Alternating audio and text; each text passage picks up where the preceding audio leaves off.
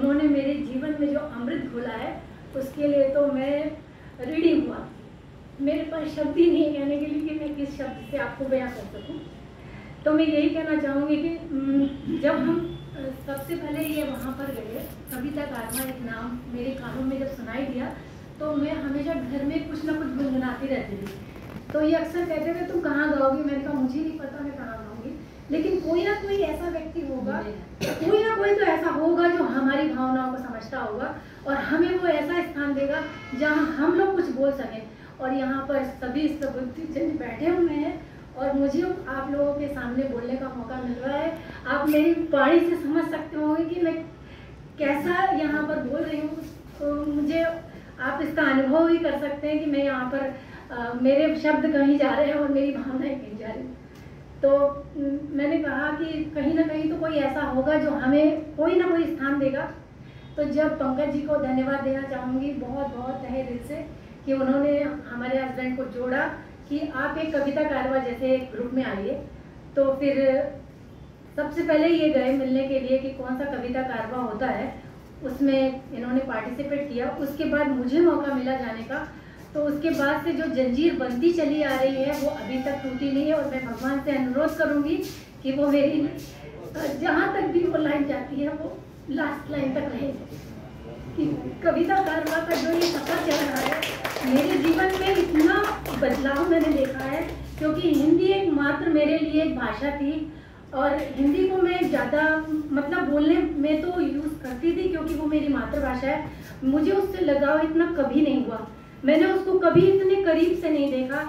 जब से मैंने नैथानी जी से मेरी मुलाकात नहीं हुई थी उसके बाद से मैंने इस हिंदी को इतने करीब से देखा है कि आप इसको कभी यकीन भी नहीं कर सकते कि मैं कितना ज़्यादा उसको लगाव हो गया मुझे हिंदी से।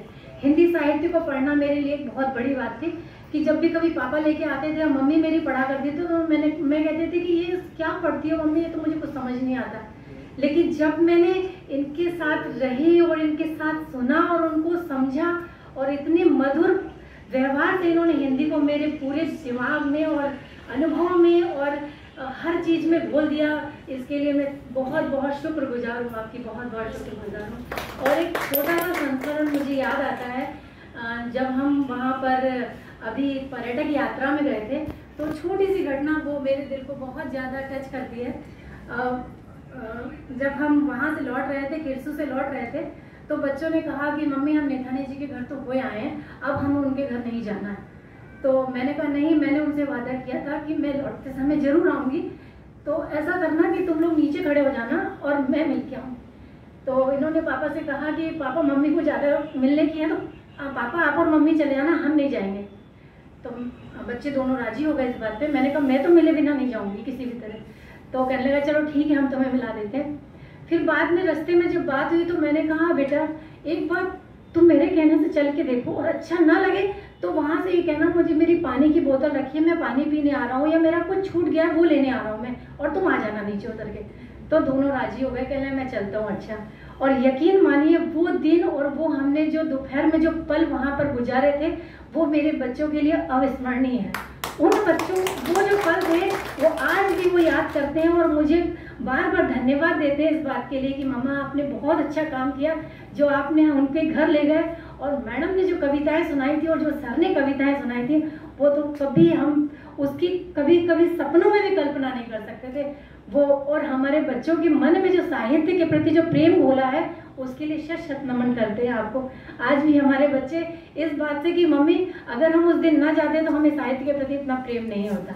और हमें आपके द्वारा 4 पुस्तकें प्राप्त हुई और मैं अपना सौभाग्य समझती हूँ कि मैंने उसमें एक पुस्तक को पूरी ही एक दिन में ख़त्म कर दी, जो कि वो कविता थी। और मैंने वो पूरी कविता गाती रही और मैंने अपनी मम्मी को वीडियो कॉल में शामिल किया और वो भी वो सुनती रही। तो वो ये कहती है ये लिखी किसने है।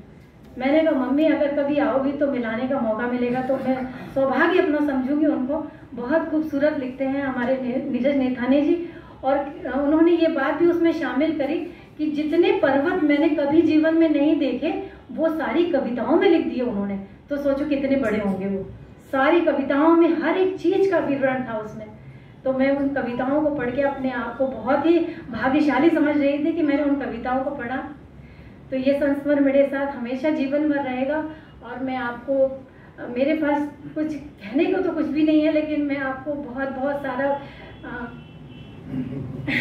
शुभकामनाएं दे सकती हूँ कि आप जीवन में हमेशा सबसे पहले स्वस्थ रहें, जहाँ भी रहें स्वस्थ रहें, हमेशा इसी तरह साहित्य की धारा में बहते रहें, हमें कुछ कुछ अच्छा पढ़ने को मिले। मैम से भी यही कहूँगी कि मैम आप भी हमारे साथ इसी तरह जुड़ी रहें और साहित्य धारा में कुछ ना कुछ अपना अनमोल तोहफा हम लोगों की तरफ कागज में कचरा सा समझ के फेंक दिया करें। और मैं 4 लाइन लिखी तो नहीं है मैंने इसमें, लेकिन मैंने बहुत सारा इकट्ठा किया था कि मैं ये भी बोलूँगी, पर मैं यहाँ पर क्या बोला मुझे कुछ नहीं पता। मैंने एक,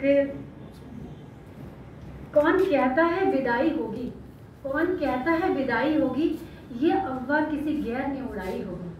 कौन कहता है विदाई होगी, ये अफवाह किसी गैर ने उड़ाई होगी। रहेंगे हम भी दिलों में आपके, रहेंगे हम भी दिलों में आपके, कुछ जगह तो हमने भी बनाई होगी।